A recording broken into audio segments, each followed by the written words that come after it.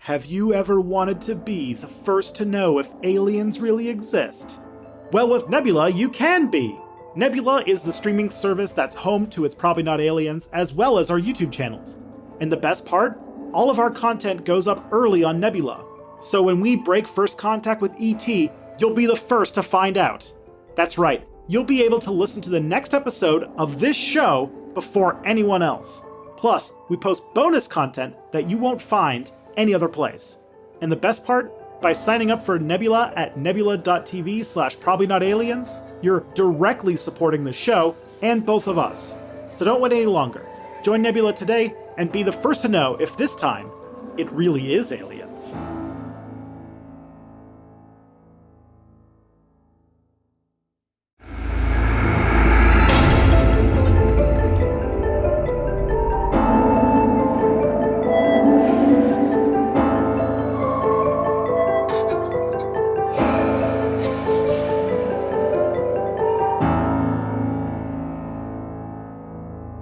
Our politics are boring.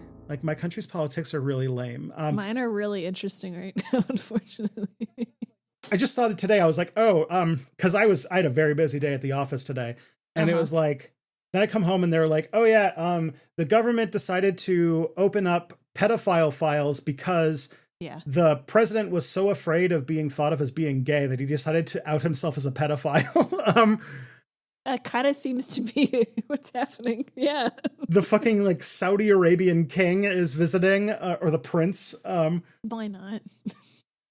Like, I don't know what's going on. Yeah. And then there was like a third crazy thing, but I can't remember what it was, but it was just like, oh wow, what a day. Yeah. No, it's been really fun. I wish it wasn't It's one of those, like, I wish I was living in precedented times is just like a constant reminder in my head all the time right now. Yeah. Meanwhile, we had a budget vote last night. And so the biggest dramatic politics thing for us was, well, the entire country is changing in like ways that are hard for us to really break down. And, you know, we're fundamentally a new country after this budget. Yeah. But the big thing that people were talking about was that, so like the Liberal Party runs the country, but they have a minority government, which Americans don't really get because you only have two parties. But minority government is when you have the biggest chunk of the pie, but you don't have more than half. You're having to like develop a coalition of folks to agree with your tiny little piece. Yeah. Yes. And for some reason, unlike in Europe, we have made it a dirty word to create coalition governments. Great. Awesome. That feels really productive. Mm-hmm. And so we had to pass a budget. And when we pass a budget, if the budget fails, that's basically like a vote of non-confidence and we have to go into an election. See, we just dealt with a budget crisis, but we don't get to reset the government. We just get to have people not get paychecks for months on end. Yeah. Yeah. So if we can't pass a budget, in most countries, if you can't pass a budget, you have an election. In America, the government turns off until you have a budget, which is a strange, weird knockoff of the fact that like the Constitution says you have to have an election only in the first week of November and the first Tuesday of November. It's insanely specific.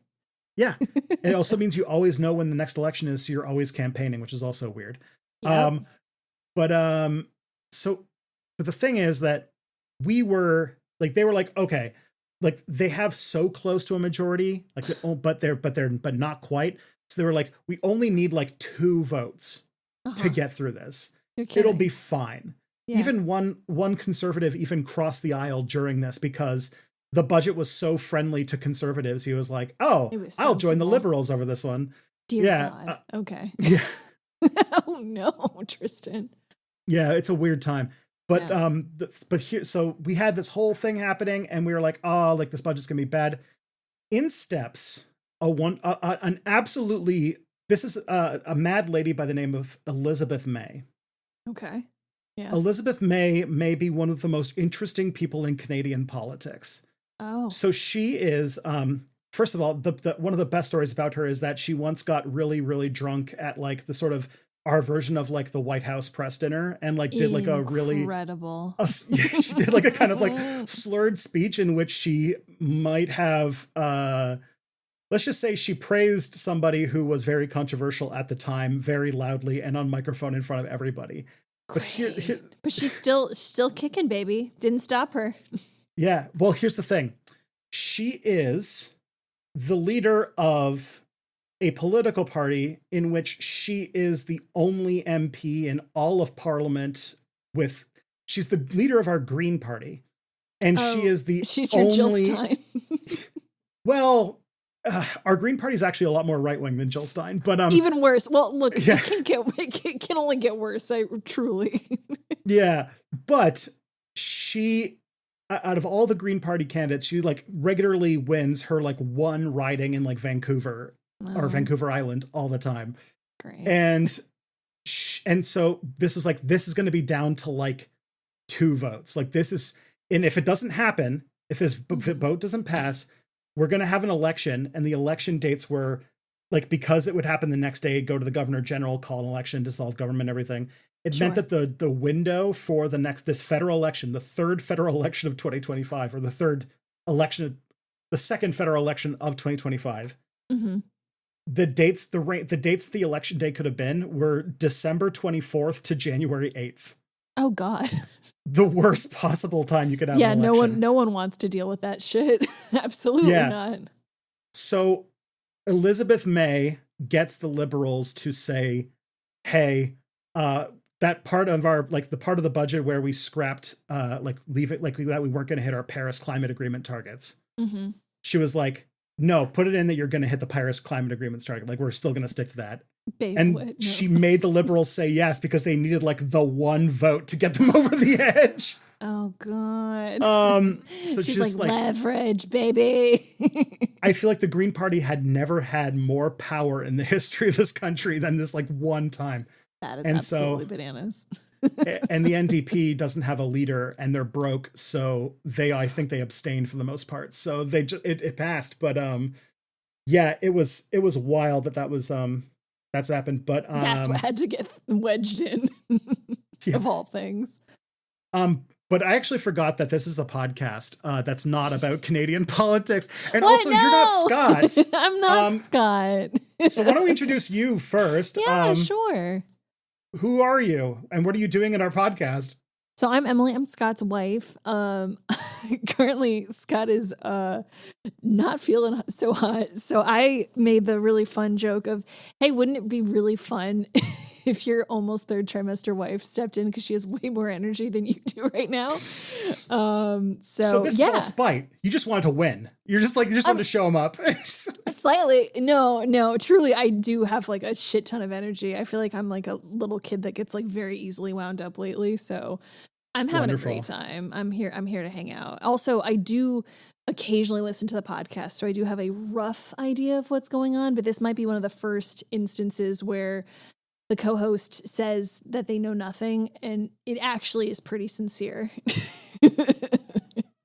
So you're Emily Pilat. You know nothing. I do know I'm nothing. Tristan Johnson, and today I'm going to say this is a topic where 48 hours ago I would also say I knew nothing. So we're gonna learn together, you know? Hey. Yeah, I have crash coursed myself in the Bronze Age history of Armenia. Of all places. So we are of all places. Yeah. So for the longest time on my like little task management thing, I had this written down as Armenian Stonehenge ? Because they referenced it on the episode, and I was like, okay, I'll cross this one when I come to it. But that's what we're talking about today. And I feel like even though 9 minutes, even though we dicked around about Canadian politics for like this is actually pretty good for us. So it's pretty timely. You know, hey, we're getting to the meat and potatoes of it. So yeah, welcome to the show. Thank you. I'm happy to hang out. Yeah, we were mentioning before we started recording that like we used to talk like weekly, and then you know, life happened, and then it's like now it's like, oh wow, remember? I think the last time I talked to you was like wedding, maybe. Probably my wedding. Yeah. Like about 2 years ago. And you were kind of busy. I was a little busy. So we got to catch up for a good while here. Yeah. So that'll be fun. I think last time was like, 2021-ish, that period. Yes, thereabouts. So it's been an interesting 4 years. How was your pandemic? Would not do again. 0 out of Yeah. 10. No, it's been fine. We're doing well. Nice. And yeah, obviously that over the next, not probably next season, we're going to have a bunch of guests as you and Scott are adding a new person to the planet. Parenthood, just leveling up, but new acquisition to the family. That's okay. No, it's all worth it. But until then, or if I get bored, maybe Scott will be busy with the baby and I'll be like, hey, can I come hang out? Can I talk to an adult for like 5 minutes? Mm-hmm. And we had long plotted to do a secret episode sometime where we would have had you and Kelly be the hosts. I desperately still want to do that. Yeah. Draw zero attention to that it's just like, this is how the podcast has always been. Yeah. It's just an April Fool's, like, who's Tristan? Who's Scott? Yeah. It's these two cool ladies. Yeah. It's just Kelly does not like being in the public eye, I don't think, very much. But I'll get her to see reason. We'll work on her. She doesn't like being in the public eye, but one thing she does is cave to peer pressure. So fantastic. I will work on that then. Yeah. All right. So I was like, I'm going to paint you a word picture, but actually I gave you pictures or pictures. There's lots of pictures today. Yeah. So, but for the people on the internet, I want to tell you that let's go to the Armenian highlands. Armenia is actually like a very beautiful part of the world. Like it's a part of the world that is very often overlooked in the West. It's Armenia was part of the Soviet Union and then, was freed from the freed, I say in quotations, but it broke off from the Soviet Union, and it's just like, it's near the Caspian Sea. It's just like a part of the world that the West doesn't think about very much, but it's very pretty. I mean, you can see from the pictures, like just it's gorgeous. Mountains. Tristan, not to cut you off from this really important historic contributions that you're saying and sharing. It immediately hit me the most important person that is Armenian that I can think of off the top of my head that most people in America would know, I believe, is Kim Kardashian. Yes. Yeah. Yes. She's of Armenian descent of some percentage, I believe. Yeah. Another one, another celebrity from my corner of the world who also, I learned at one point, went to the same high school as me. Anita Sarkeesian. Feminist Frequency. Yeah. That's a much more interesting person. I mean, Kim Kardashian, her dad I found out that Kim Kardashian's becoming a lawyer like her dad. And I was like, she's not doing a great job at it. I'm sorry to say, Kim Kardashian. I'm sure she knows more about the American legal system than I do, but I just heard that because I was like, there was something coming up where she blamed psychics for something. Yeah, she has taken the baby bar and the bar is my understanding, and she has failed both. And she's she's doing this weird sort of detour of becoming a lawyer in which you don't go to law school. You do basically like an apprenticeship, which seems like a pay to play kind of thing. But so is law school. Anyway, so is business school. So is a lot of school. So is any school, really. Yeah. I mean, if you think about it, if you just like read enough books and take the bar, who's to say? Who's to say that's a problem? Who's to say? Yeah. But in Armenia, the ancestral homeland of Kim Kardashian, long ancestral homeland of Kim Kardashian, there is this really cool construct where you see this like 223 standing stones in a kind of circles and rows, already prime ancient aliens material here. 1,000%. I mean, that's a henge right there.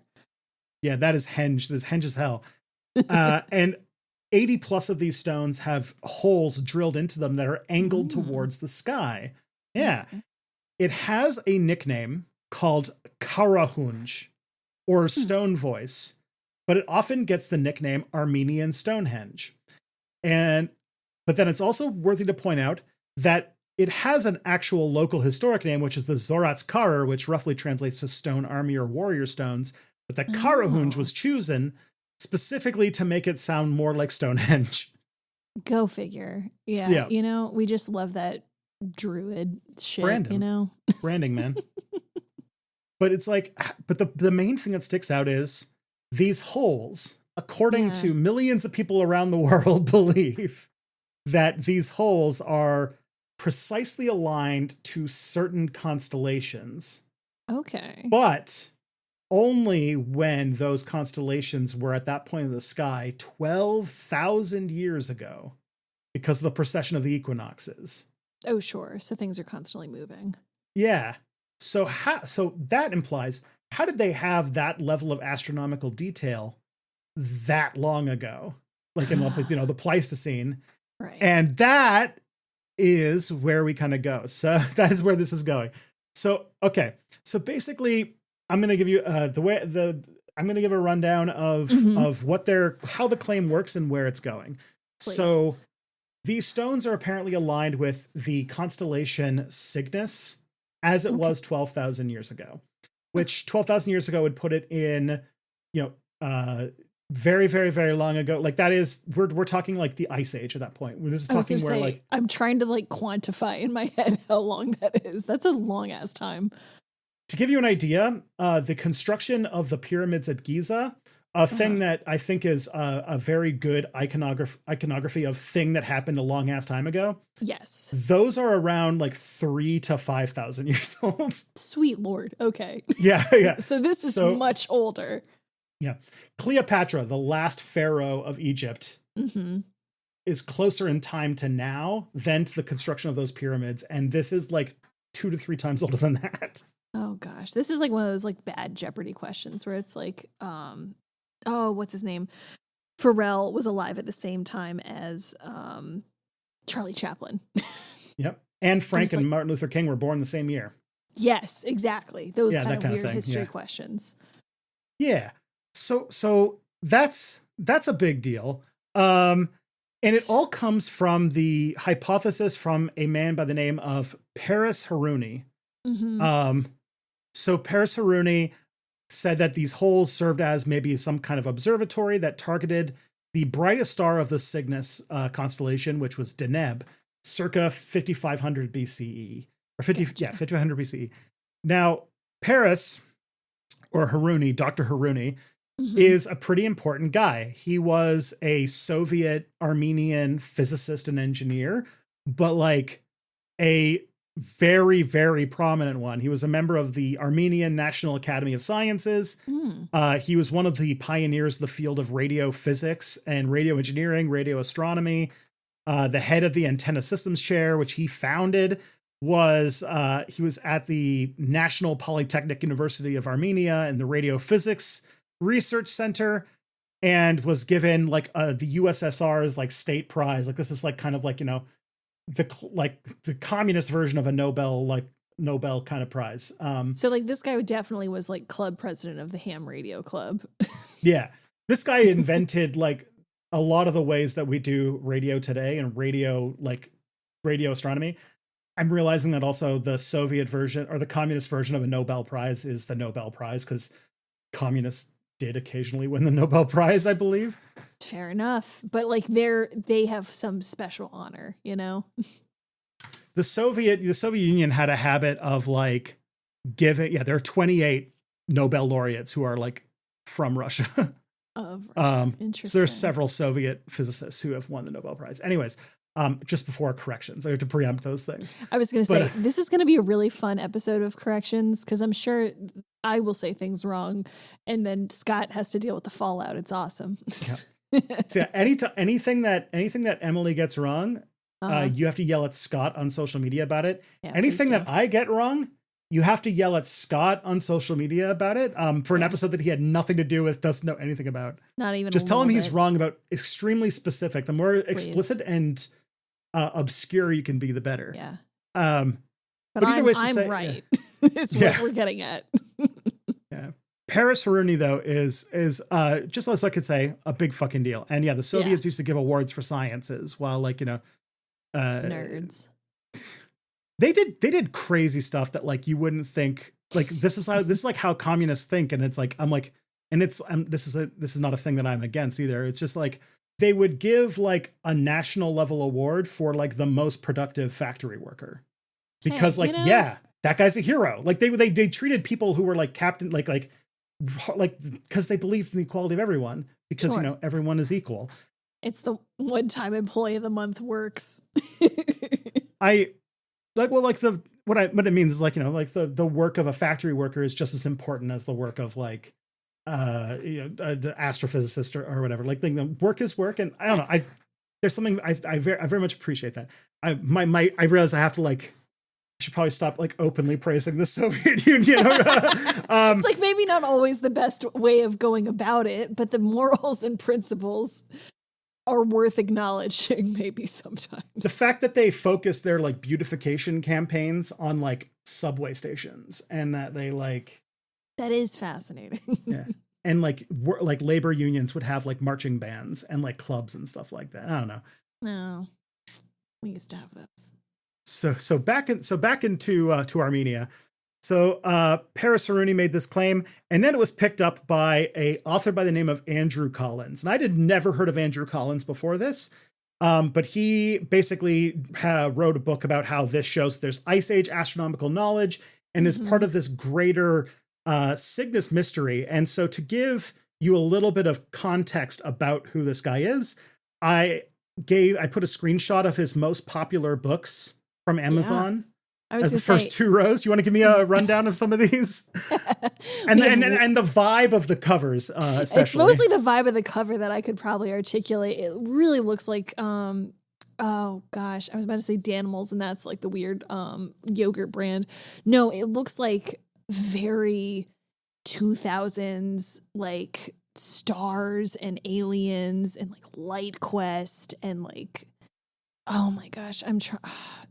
The first cover has an alien on it. Thank you. Yes, the first cover does have an alien on it. It has a lot of like monolith sort of henge like creatures, pictures, people pointing at the stars, people like origins of the gods. Yeah, this is absolutely names intentionally meant to evoke Chariot of the Gods, the Eric von Daniken book. Thank you. Yeah. No, this is bananas. The next post I found is a post from his Facebook account that came out yesterday. Yesterday? That recently? Yesterday. Oh, I assumed this was like a while ago. Is that like a fedora that he is wearing? It definitely is. He's also at the fortress of Sacsayhuaman in Peru, which phenomenal. Emily, you won't know about, but the listeners will know because Sacsayhuaman was the topic of the previous episode to this one.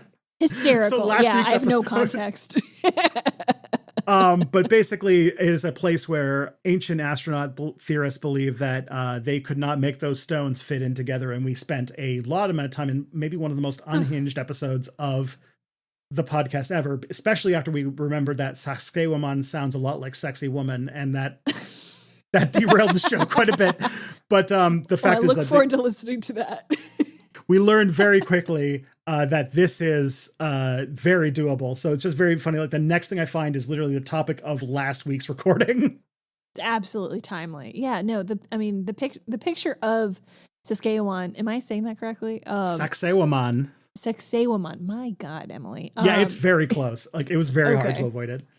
And it's very fascinating to look at. I mean, it just looks like a big giant Jenga thing.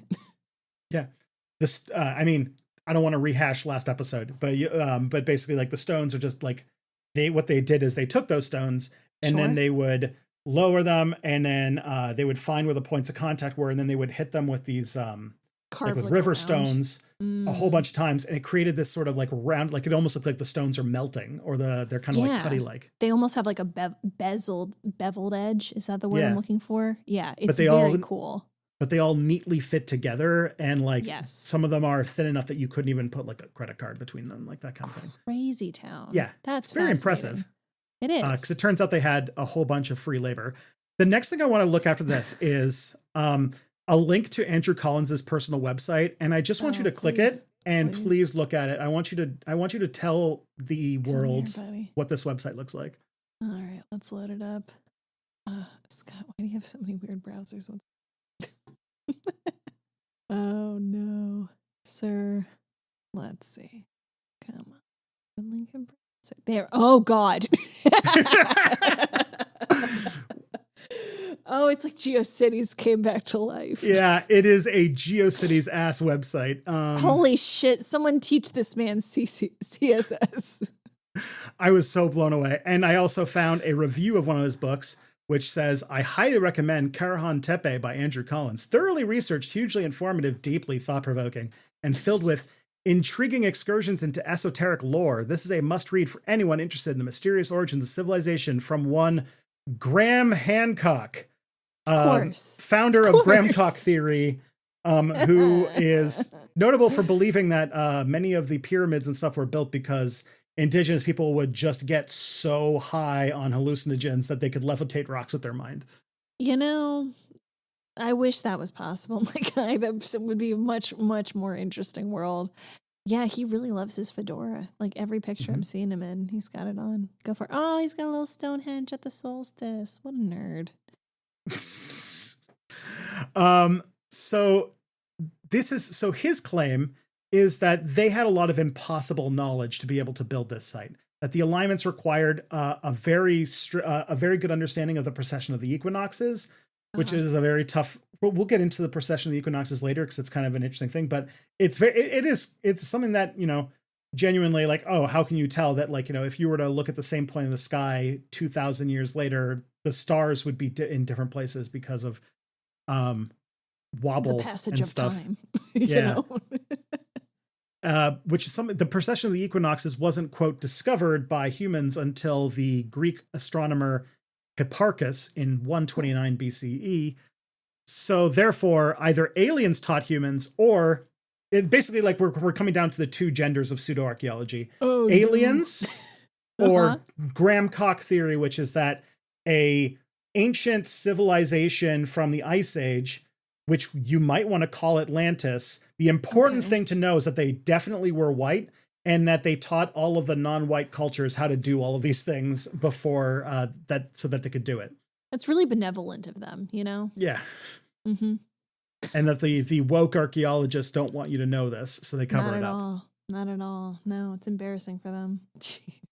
Yeah. And similar claims are made for Göbekli Tepe, which was a 2-parter episode we also did earlier this season that I'm sure you'll listen to sometime in the winter, you know, when you're trying to raise a newborn and your brain is half cooked. We're having a great time. We're just going to lose it. Yeah. Luckily, you'll, what's it called? You'll break into delirious laughter over some of the stuff that comes up. I can't wait. Yeah. I had this show when I was raising a newborn, so. Yeah.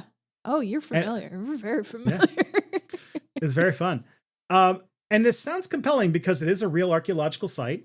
There are actual, like, if you go there are holes that are drilled that point up to the sky. The precession of the equinoxes is a real phenomenon that comes from real astronomy. And some ancient people did track celestial movements. We've talked several times about how, you were talking about Stonehenge. Stonehenge literally was designed to, like, track the equinoxes because it was very important to them. Mm-hmm. And so we have this very satisfying narrative that, like, oh, like, a lot of this lines up. A lot of it's made up of real parts. So it's not unreasonable to think, oh, well, the evidence is, mainstream archaeologists are just trying to dismiss the one important, obvious thing, which is that aliens.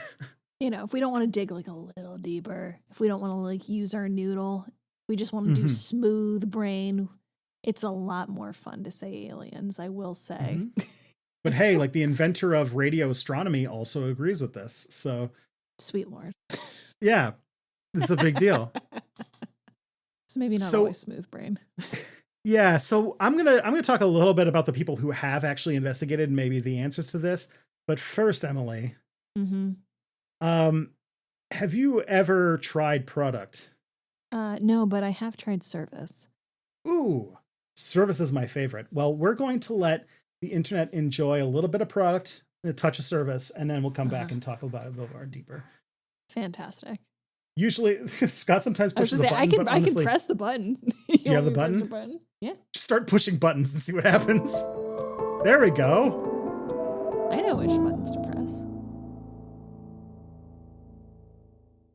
You're gonna say that in the cockpit of a 747 someday. Like, I know these buttons. I got this. Given my last name is Pilot, not spelled that way. I probably should. More like the one that killed Jesus. License. I did Killing introduce my my first You have job. your family has a proud tradition of killing Jesus, or You sentencing know, Jesus to death. we just dropped the E at the end. It's fine. No, I did introduce myself. My first big girl job out of college was working for a religious nonprofit, Christian specifically. And I introduced myself to a pastor, and they were like, "Oh, like, where's your last name from?" I immediately was like, "Yeah, I'm pretty sure it's from very long ago. Relatives of mine portrayed Pontius Pilate in Passion of the Christ plays, and they just picked that up as their last name." And the look on this guy's face, oh, it was very awkward and funny for me. It just, all the color drained from him. I'm like, yeah, and I just got hired to work here, so, we're having a great time. I feel like somebody who got really into playing Pontius Pilate in Passion of the Christ plays is actually like, they'd be like a super religious person. Yeah. Oh, and I think that's what it was supposed to be, but his interpretation was the opposite. Well, if it helps, if you feel like changing it, we actually invented a new, we fixed toxic masculinity in the last episode, and we invent something called pull lot, where to channel all of that kind of frustrated male energy, we'll just go into the country and have people pull large rocks and build stone monoliths and stuff like that. It's the only way, right? It's the only way. So if you want to be pull lot, then you could, it's branding, Yeah, we'll see. We'll try it out. We'll take it for a spin. So let's take a look back at our wonderful little site, the Karahunj, and look into a few studies of it. The first one that comes up, the major study that I came across, was from Munich University, the Institute for Vorderasiatische Archaeology. That's perfect. German. That sounds absolutely right. I definitely think you got it. Yes, nailed it.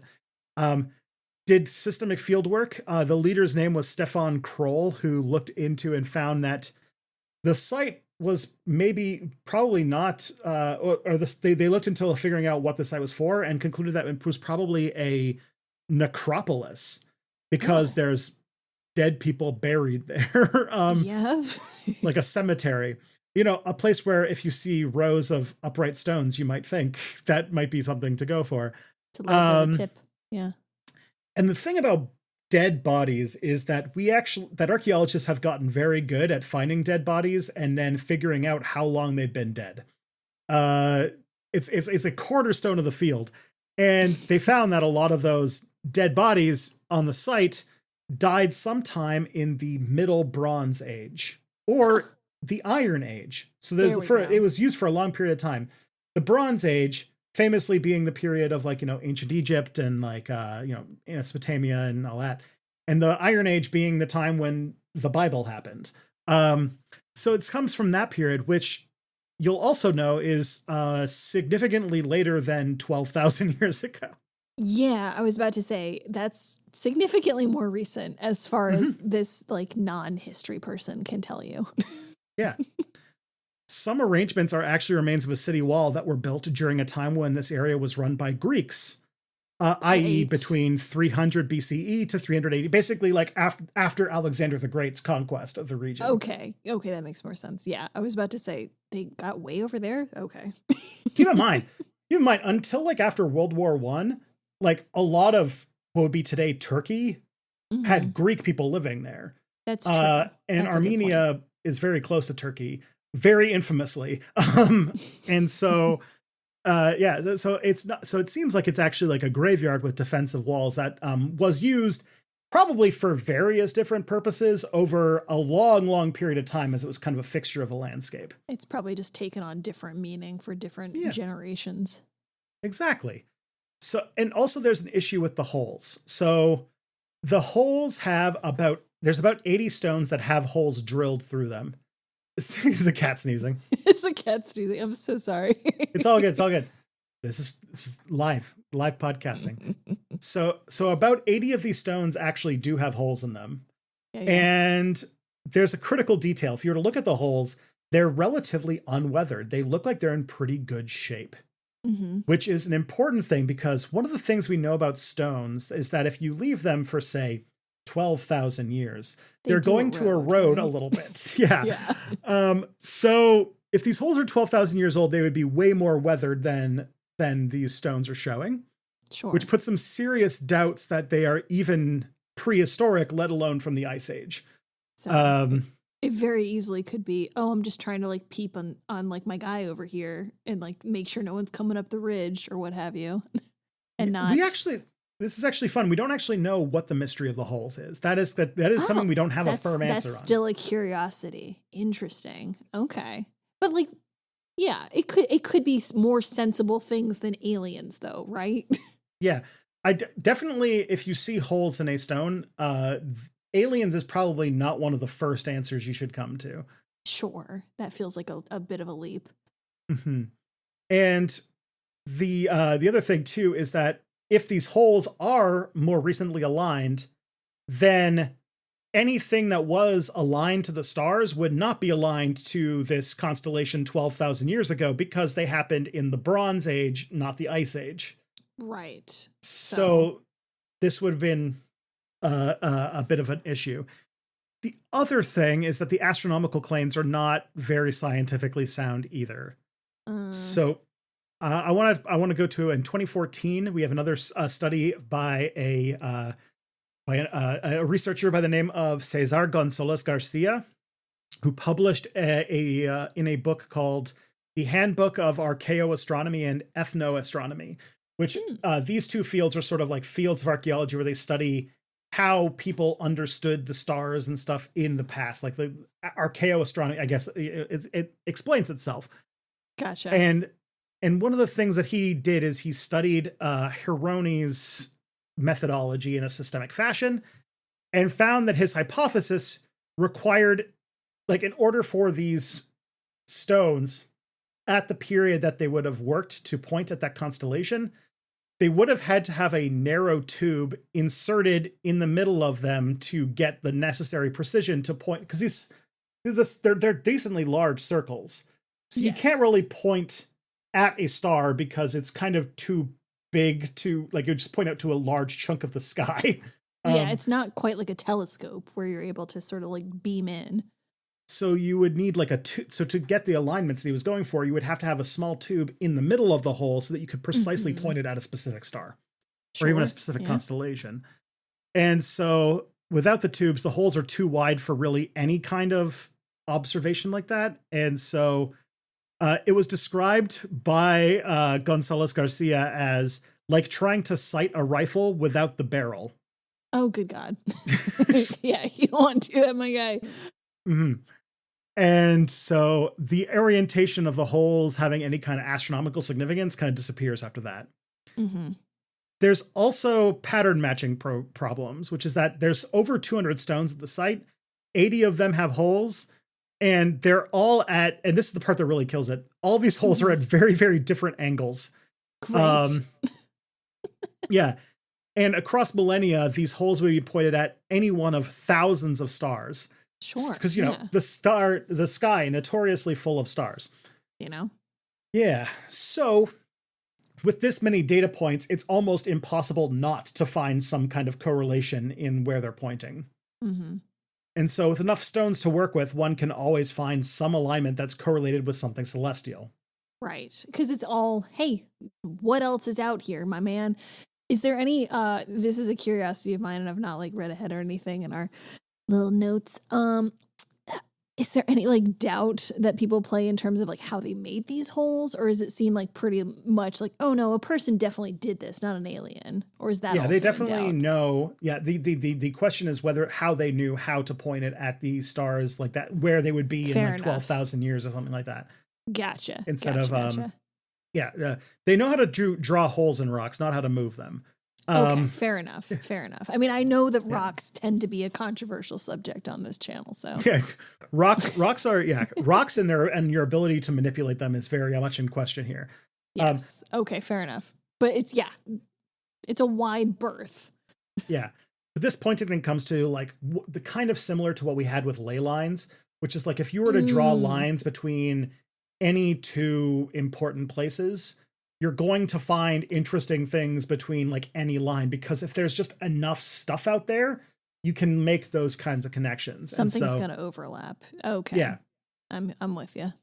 Yeah. And so what they would call what this points to is an example of what would be called the Texas sharpshooter fallacy, which is one of my Mm. favorite names for a thing ever. But it's a common sort of logical fallacy, or like a way to misdirect people. The idea is that like the Texas sharpshooter fires a gun at a barn, like just hits the any part of the barn they want to, and then you draw the bullseye around the bullet holes to look like you hit. I'm an amazing shot, you guys. I do, sidebar, this is deeply important in my origin and backstory. I crashed my brother's Boy Scouts camping trip when I was in elementary school, where they got to shoot BB guns. And for whatever reason, I really wanted to do that too. And I was the only one to get a bullseye. Nice. It's the only time I've ever shot a gun. But anyway, yes, that would make it significantly easier to get a bullseye. Wait, that means I have outgunned you then. I Yeah, absolutely. have I'm fired at sure. least a handful of. I'm sure. Dude, I am probably the closest to a Quaker I could be without joining the religion. When I was an undergrad, I went to a university that was kind of in the country, and I had a friend who lived in the country, and he was like an antique gun collector with his dad. Oh wow. So I got to fire like a muzzle loader, like the kind where you put the black powder at the end. Yeah. And that when you fire it, it goes like, and it like explodes and stuff. Dang. Oh, you're more fun. American than me. What is happening? I mean, look, when you get it right the first time, though, why try again? Is my thinking. It was a province. I mean, it was in Quebec, a province that was built around the hunting of beavers. So, I mean, guns, there's a history there too. No, it's not exclusive to America. I hate to say it. We have hunting. We just don't have any like this weird obsession with having guns to kill the government. But guns are a thing here. It's hard to get in Canada. The AR-15 is illegal. You can't get anything like that. That's sensible. If you want to have a pistol, you have to like register it, and you have to like regularly go to a shooting range to practice to show that you can use it responsibly. And also we had a school shooting in 1989. And after that, we added like another long gun registration. So like our guns are all like highly registered and all that kind of stuff. But we still have like we have like up in the north, there's Inuit people who still have to hunt for meat. And like hunting is still a large part of our culture and stuff. So it's, you got to survive, man. Look, I do not disparage people who use it as an appropriate tool. But you certainly don't need to. Or mine, which was shooting an abandoned sugar shack in the woods. You know, hey, for fun. It's a lesson learned, I guess. Yeah. So another thing about this Texas sharpshooter fallacy, and this is why we call it in this case, is that Cygnus, the star we were talking about, the constellation, happens to be in the Milky Way.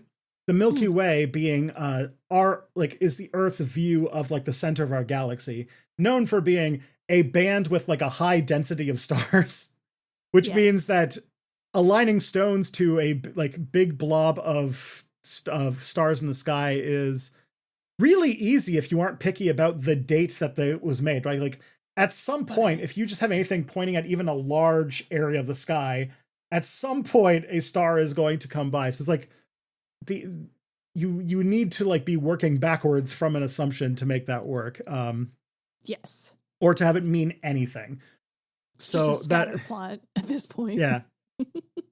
And what I did find is that like this comes up a lot too, which is that compared to a lot of sites, like celestial alignments and star alignments comes up constantly. And like not even like people trying to prove, that ancient Atlanteans or that aliens taught them. But like, there's been people who would try to claim that the pyramids at Giza are aligned to the stars. Yes, I've seen that. Stuff. Yeah. And the thing is that like, when looking at this site, people have suggested that maybe they align with the summer solstice to make it more Stonehenge-y. Stonehenge. Yeah. That it might be associated with the where Venus rises when it rises, or the northern lunastice, or other stars as well, like Deneb, have all been cited as what these things are pointing at. But the thing is, and this is the consensus that I'm seeing amongst like more mainstream archaeologists that makes a lot of sense, which is that if there was a, like, kind of like with Stonehenge, if there was like a established astronomical purpose for this thing, researchers would be converging on what that alignment was rather than developing more and varied theories about it. Yeah, like, just more keeps getting disparate.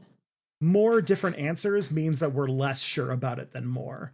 Because you'd probably see us narrowing down to like major theories. So the idea that it maybe aligns with any star is in question here. Mm-hmm. Mm-hmm. And so instead, maybe researchers are just kind of finding what they're looking for. So Clive Ruggles, who's another archaeoastronomer, said that these claims are speculative and not really supportable. Yeah. So let's go back to Andrew Collins, our wonderful website owner, wonderful Fedora man. I want to learn more about this little creature. So Andrew Collins, one of the worst cocktails you can have, is I like a Tom Collins. This is like, yeah, Andrew Collins. Totally I remember when I was different. in bartending school and we took the Tom Collins, that he made another one that was called the Phil Collins, and he like it was very much a joke drink. But he has been obsessed with Cygnus as a thing. Like, he is the primary promoter that Karahunj and the Cygnus constellation is like somehow special. And he has this theory of like the Cygnus mystery, which claims that multiple ancient sites are all pointing at this same star. What does it mean? What could it be?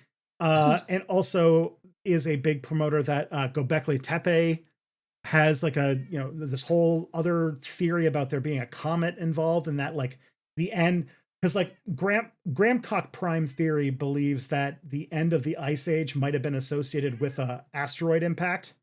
Right. And that's what wiped out Atlantis in the past and ended the sort of Pleistocene period. Mm-hmm. So that this gives some kind of credence to that, because like all of these civilizations are all pointing at where like the kind of direction that the asteroid came from. Okay. But the thing is that none of his works describe the fact that, and these are just some quotes of reviews of his book.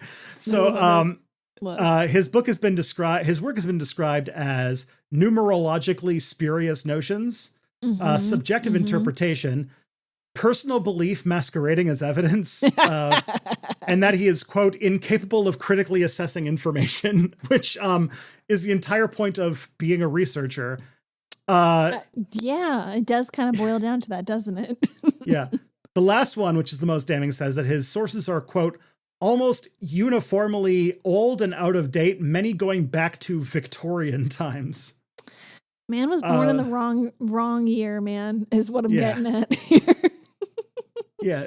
And so like, and a lot of his like inspirations are like from the occult and like, sure.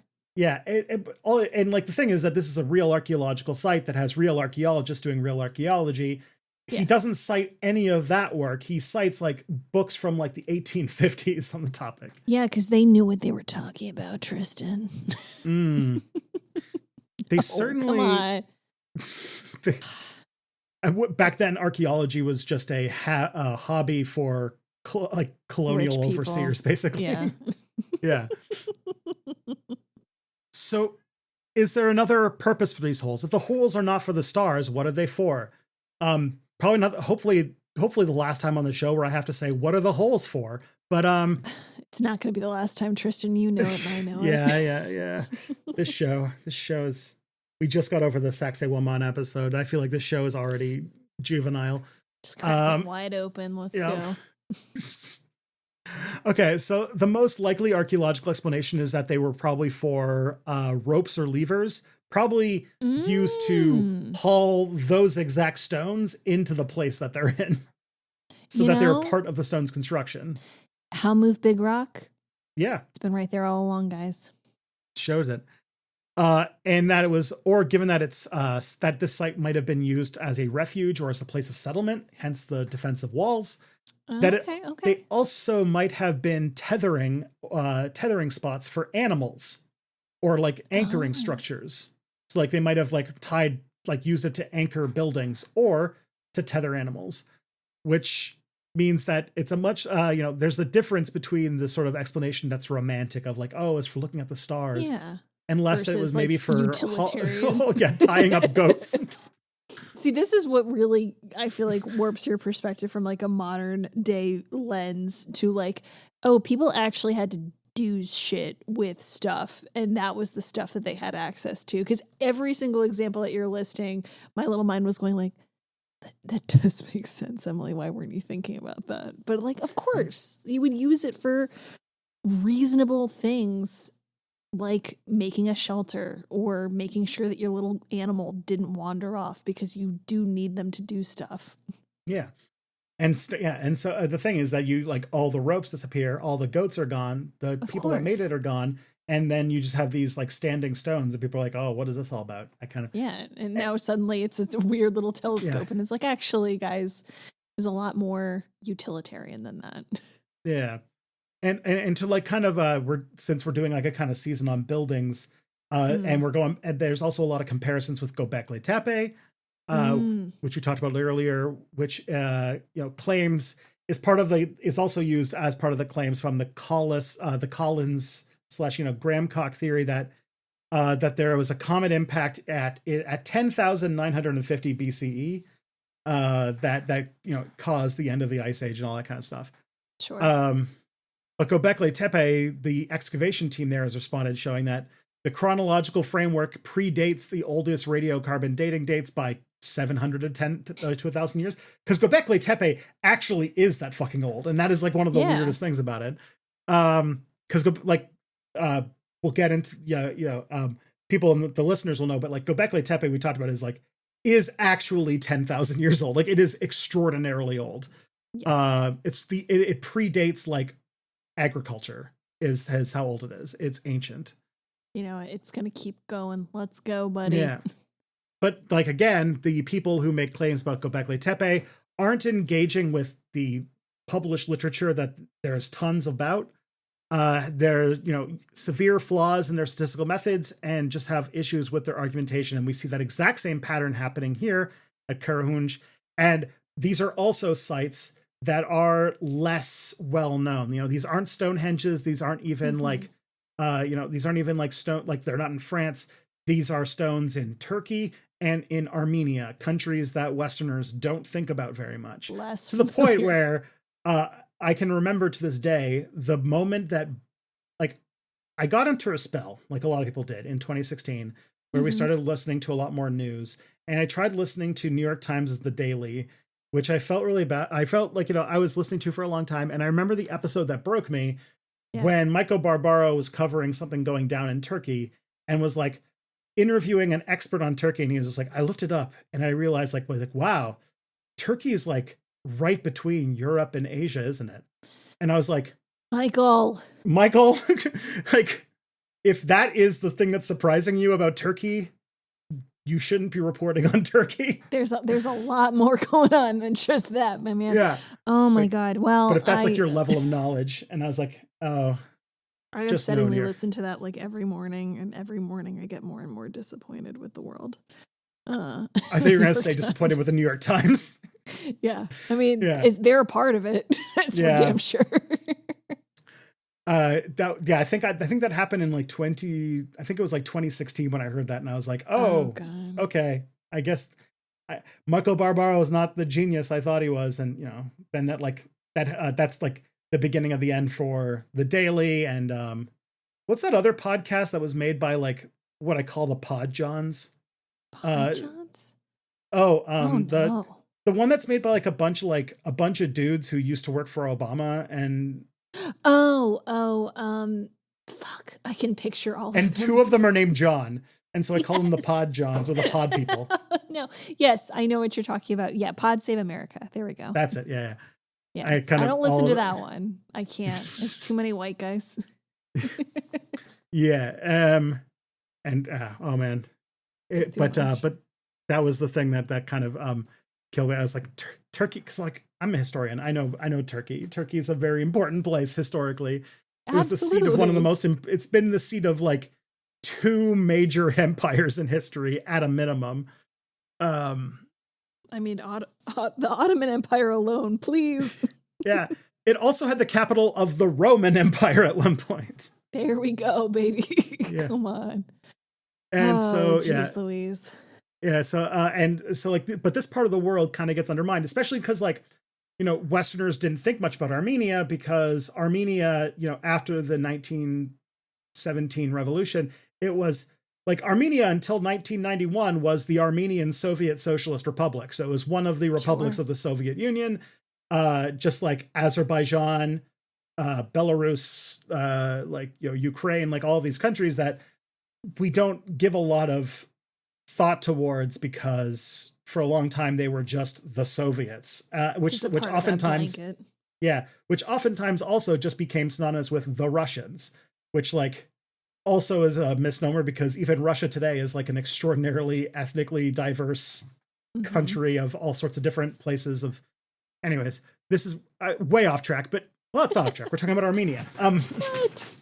Yeah, but this is the thing though, is that that feels like to say like, oh, it was just for like tying up animals does sound like I'm kind of trying to like disparage. But the thing is that like Bronze Age people were actually very sophisticated when it came to these things. And I wanted to like give some credence that like people were able to do a lot of the things that they claim about this site, about Karahunj at this time.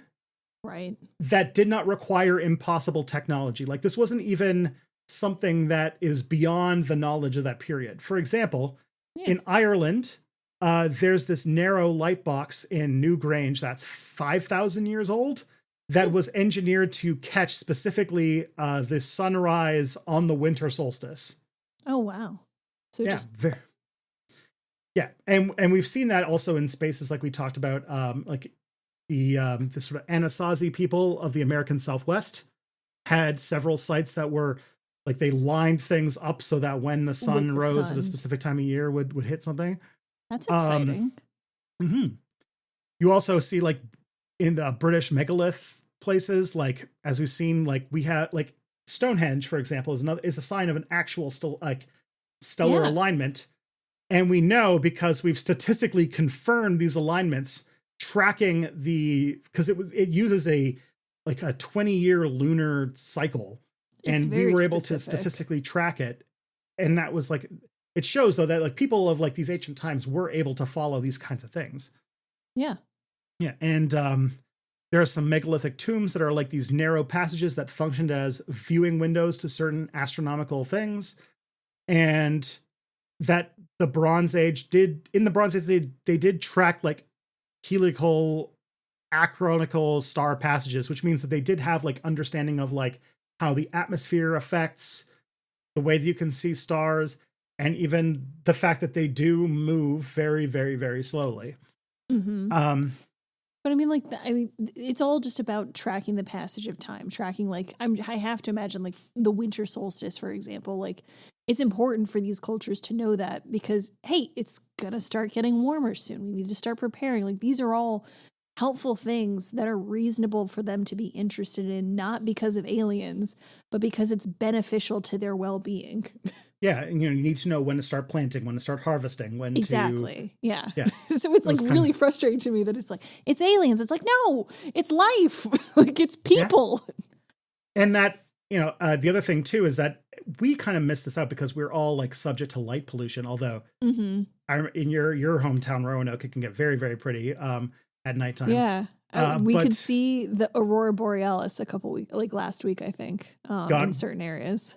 That was hitting here really hard, and it was overcast the entire week. I've only ever seen the aurora once, and it was in Saskatchewan, and Kelly has never seen it and has jokes that she thinks it's a myth. To be fair, to see it, air quotes here, like you would still have to like use your phone or get a camera to take a picture of it. But it was here. Yeah. So the thing is that ancient people might have actually been able to track precession effects.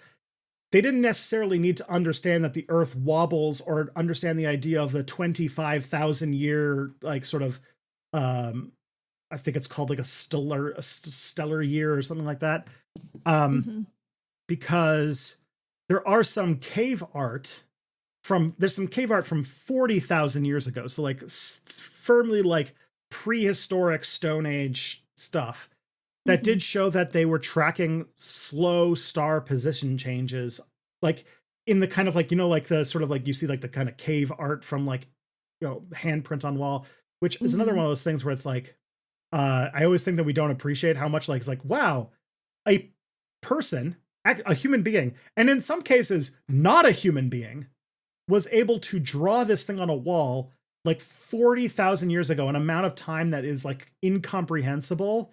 It is. And they just did it, and it's just there. And it's still on that wall to this day is unimaginable. Just historical graffiti. We always want to leave our mark somewhere. Oh yeah. Sometime you got to come back and we'll talk about the graffiti in ancient Egypt where like they drew things like the pharaoh having sex with a horse or something like that. Please. I want the hot goss about the pharaoh. Let's go, people. Yeah.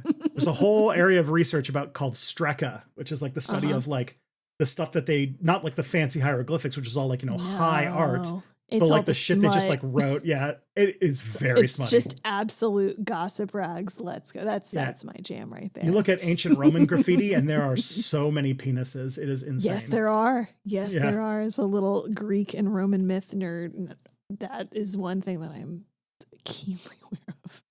Well, when we started excavating Pompeii and we had like these miraculously preserved like pieces, you're like, oh, there's a lot of penises in here. Like, I love reading through translations of Pompeii, like recovered like texts and things. It's so funny. Mm-hmm. And the other one that always sticks out is there was a time where like the Byzantines, like the sort of Greek Eastern Romans, had a dedicated guard that were like from from Scandinavia. So they were Norse people or like the equivalent.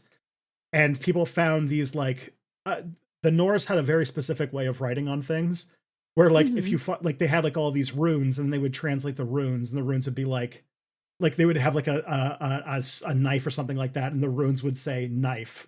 And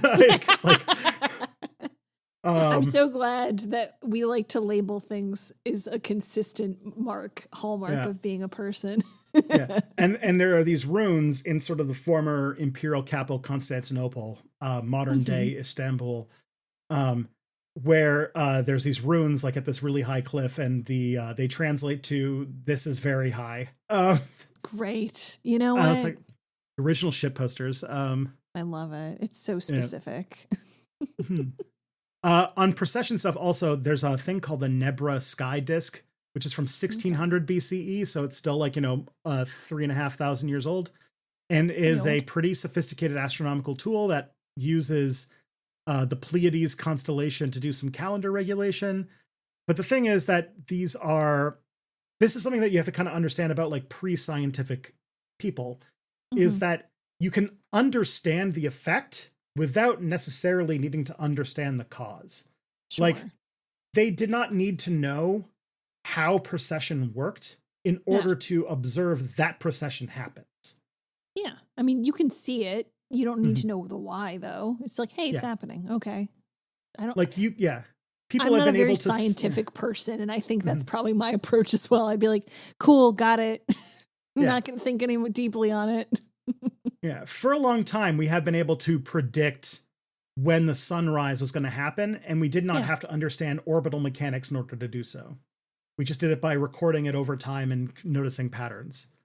So to do something like precession of the equinoxes, this is like the theoretical, like even if they could do it, even if like it would even be possible to do it without supernatural intervention. Because to do so, all you would need to see is a clear, unpolluted night sky, which they would have had. Yeah. Close connection to seasonal cycles by being agricultural. Yeah. Naturally. A oral tradition that lasts over multiple generations, which is true in this period and did exist. Patient, careful observation, because people in this period did have a lot more time to do stuff like that. What else is going on, man? Yeah. Like, yeah. And also pattern recognition. They would be able to.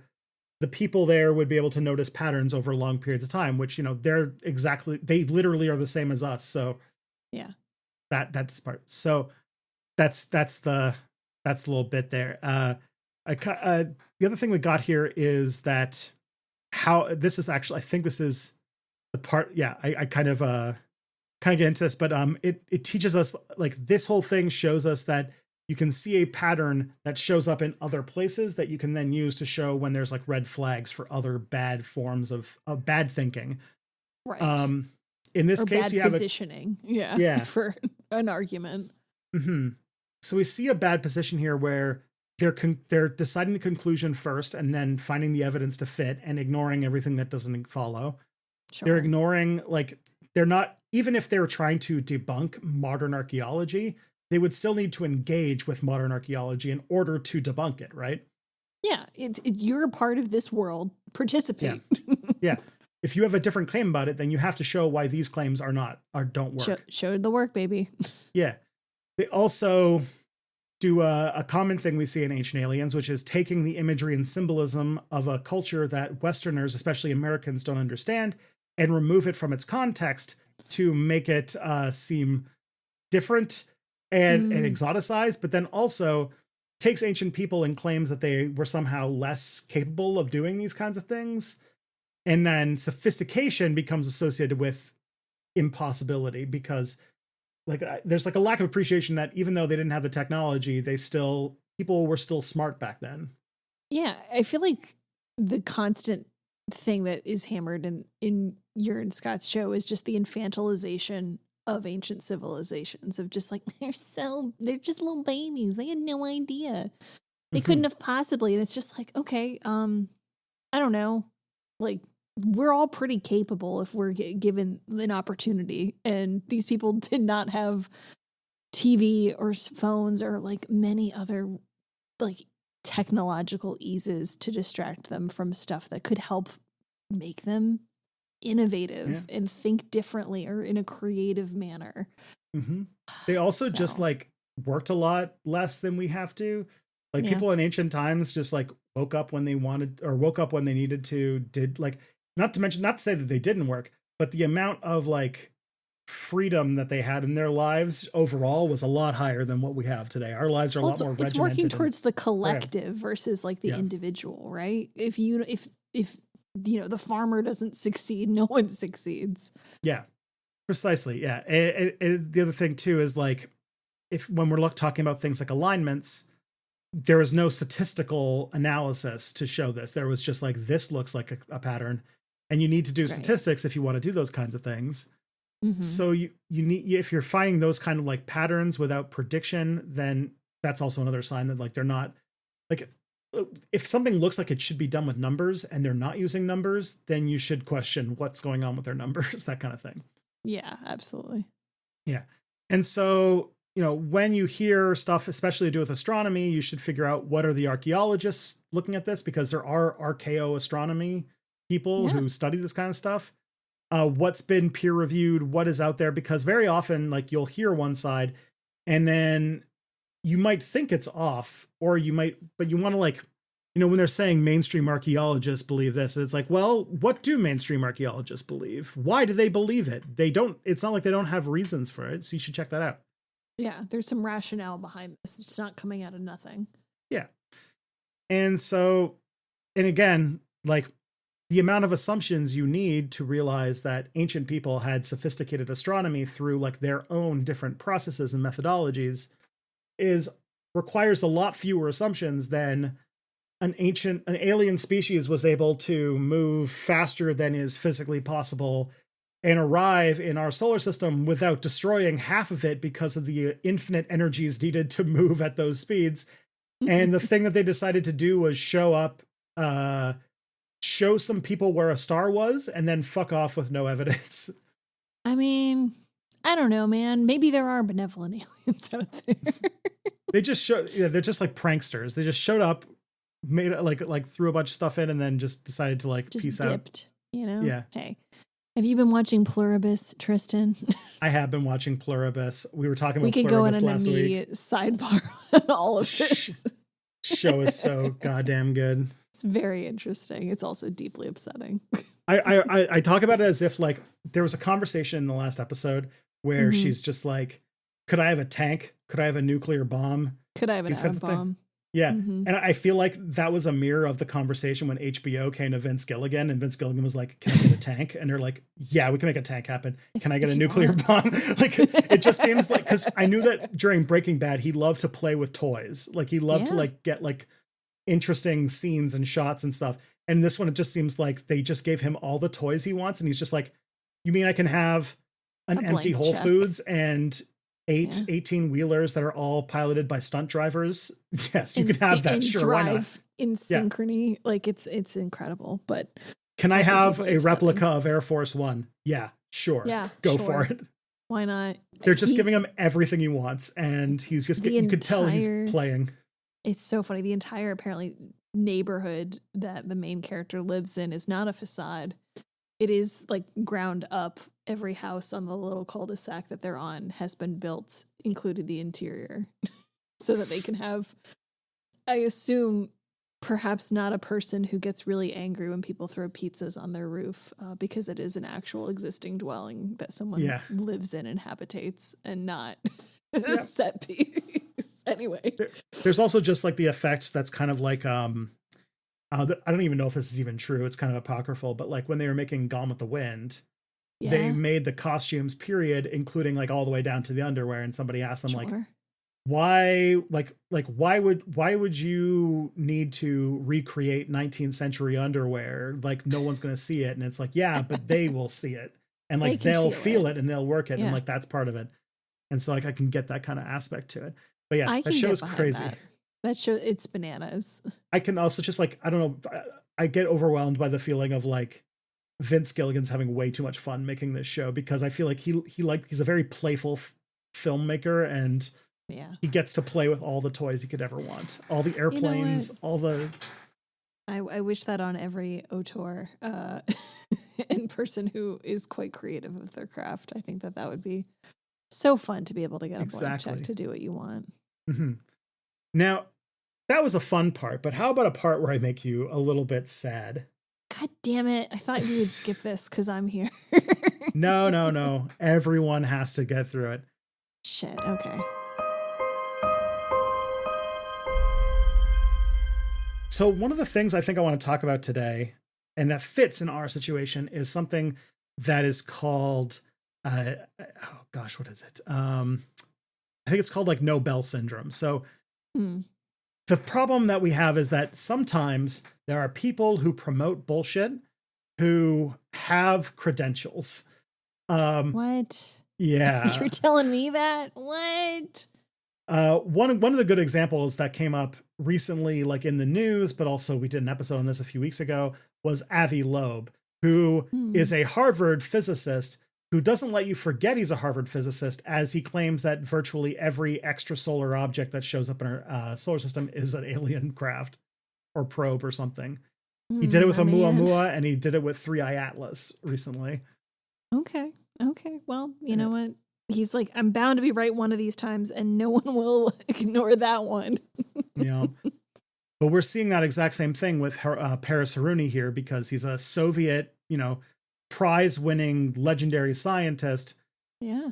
But that doesn't make him a very good, reliable source when it comes to what archaeological sites are for. No, stay in your lane, bro. Yeah. So, being important in field A doesn't mean that you are immune to scrutiny in field B. And today, that doesn't even matter, because it seems like now being confident is more important than actually having background behind you. Gatekeepers, like the people who, keep the integrity of what we know about stuff, is kind of being shaken with this whole do your own research. I mean, like we're not even 3 years out from people going to the farm supply store to eat horse worm remover to cure COVID. Like we are a very smart species. We're also a very dumb species. You know what? Facts are feelings sometimes, Tristan, and feelings are facts, depending on who you ask. Yeah, for real. And so maybe, this sort of way of thinking is bad for humans. And what? You should just be nicer to your brain and not think this way. Because then you can't do stuff like tell the difference between what's a legitimate debate and what's just grifting, or what's the difference between scientific consensus and then someone's opinion, and that pattern recognition is as important as statistical rigor, and just credentials are mistaken for evidence. Like having a PhD or something like that gives you credence more than like the value of the actual argument you're making.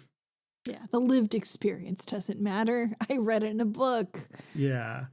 I wrote that book too, but like it's a difficult, yeah, it's a tough, we're in a tough place where our entire idea of how we know the things we know is for reasons both good and bad being called into question, and has results that are both good and bad. Because as you pointed out, we are now listening more to people who have lived experience more than quote unquote experts who might have who might like, dismiss.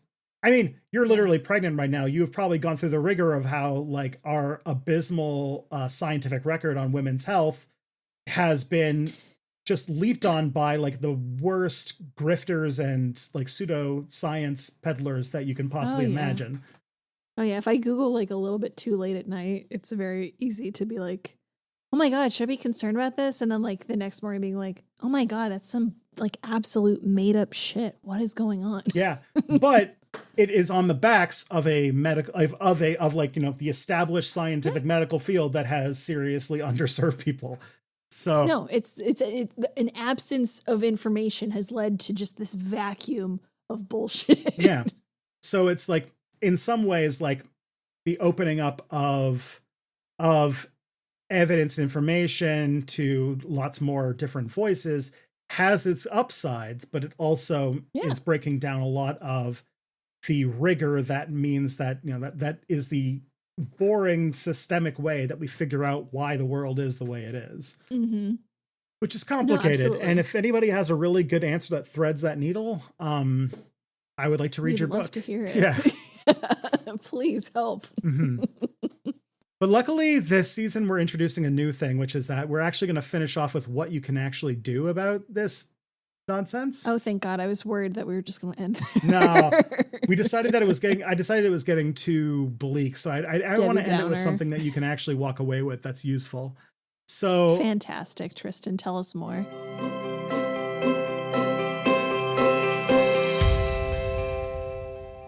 I mentioned all those red flags about when dealing with astronomy or any sort of archaeological claim. Keep those in mind, and always thinking, who excavated this site? What did they find? What's peer reviewed about it? And before, when you hear somebody who's dismisses something as mainstream archaeology, will you be like, well, what is the mainstream archaeology position that actually is being dismissed here, and not just like the sort of reductive takeaway. This is why I try to start every episode. I didn't do a very good job this time because I found that guy's website way too funny.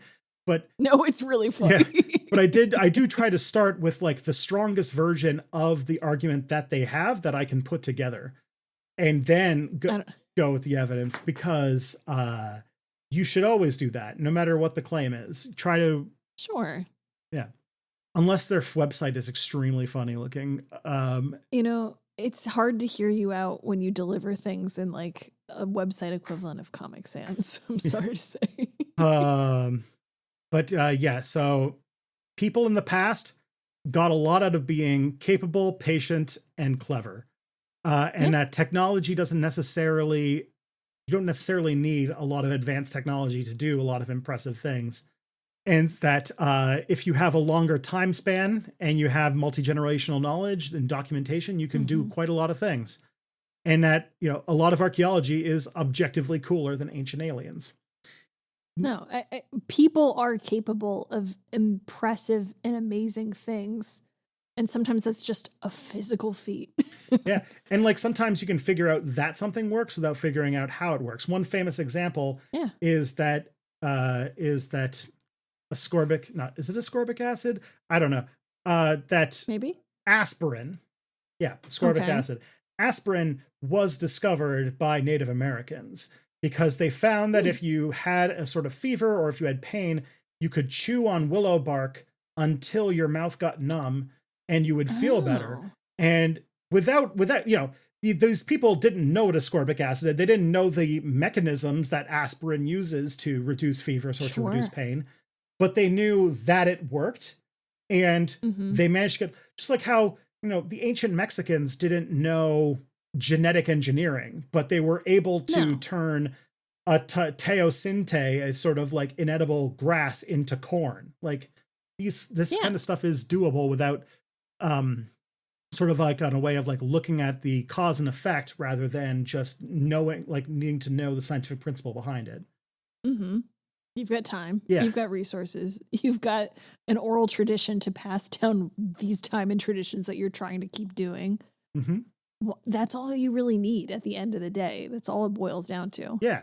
And the other thing too is that you can look at this site because Karahunj has some actual mysteries that are worth investigating, that are interesting. Like, why did Bronze Age Armenians choose this site to bury their dead?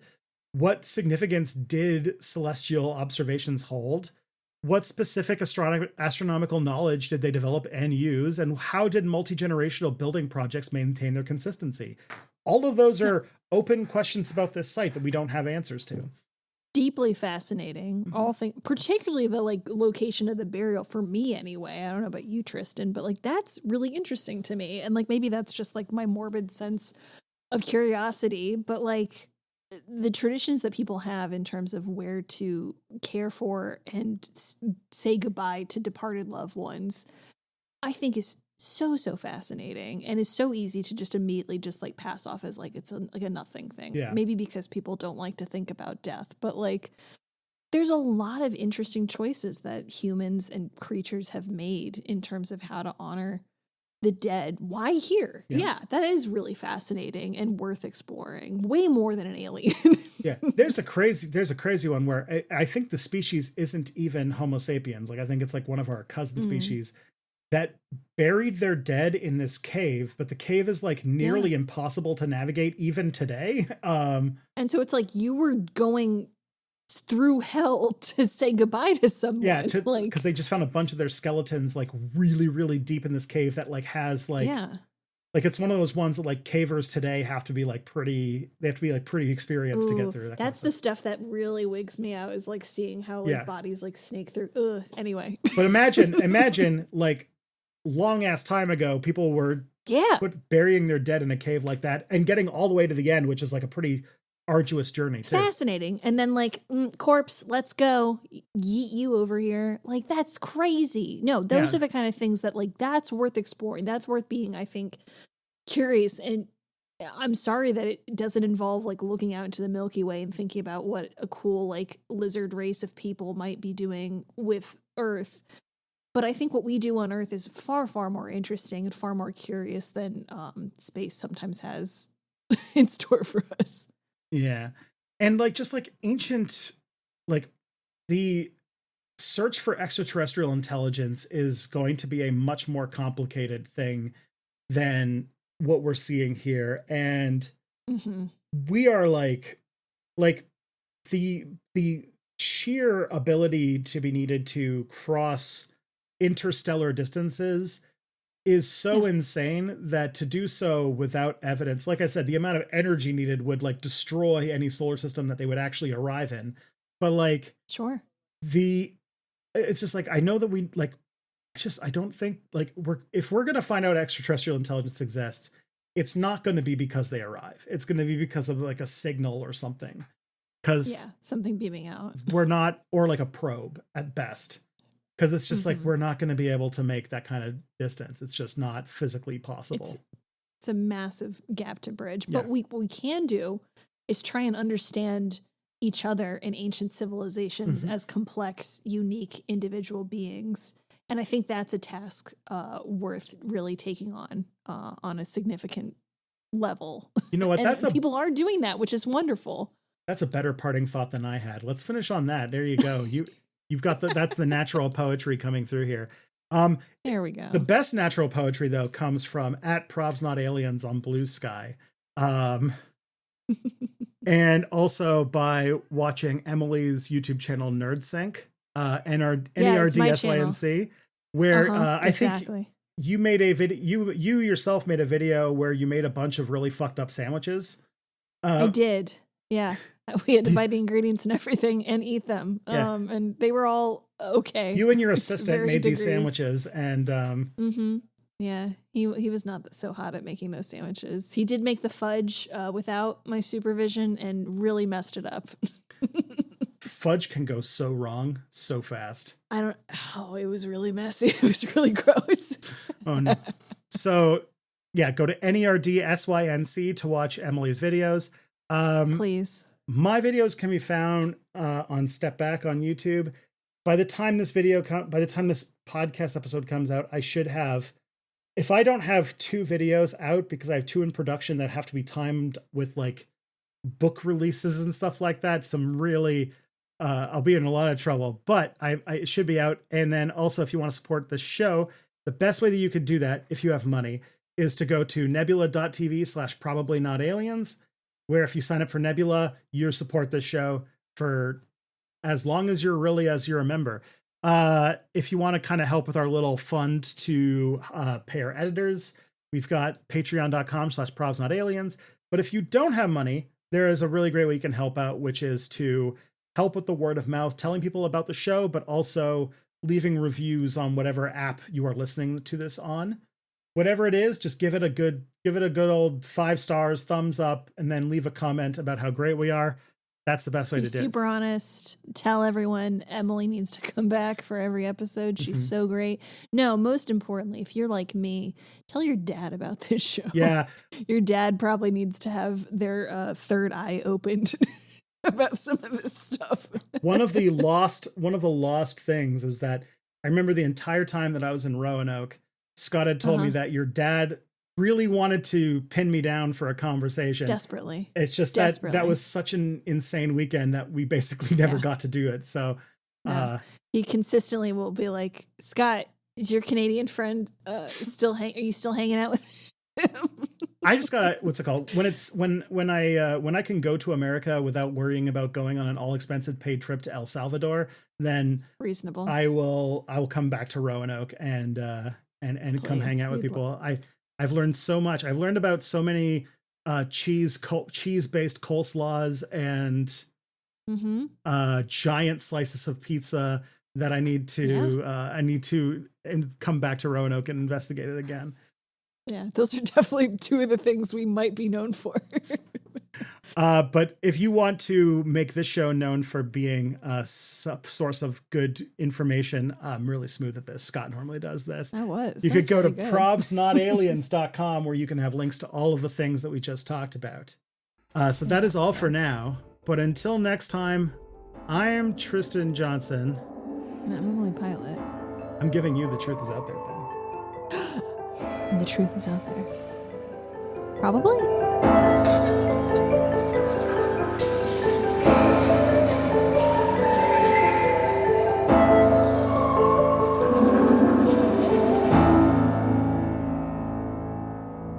Nice.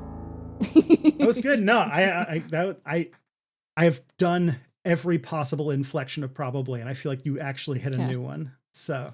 Oh, cool. You know what? It's just, you got to dig into the valley, girl, you know? So at some point, we're going to get tons and tons of comments asking we need to get Emily back. Who's this Scott guy? Look, yeah, fuck this Scott guy. With so many options, why choose Arizona State University? For me, the only online option was ASU because of the quality. Their faculty was really involved with their students and care about your personal journey. The dedication to my personal development from my professors, that's been extremely valuable to me. Earn your degree from the nation's most innovative university. Online. That's a degree better. Explore more than 350 plus undergraduate, graduate, and certificate programs at asuonline.asu.edu.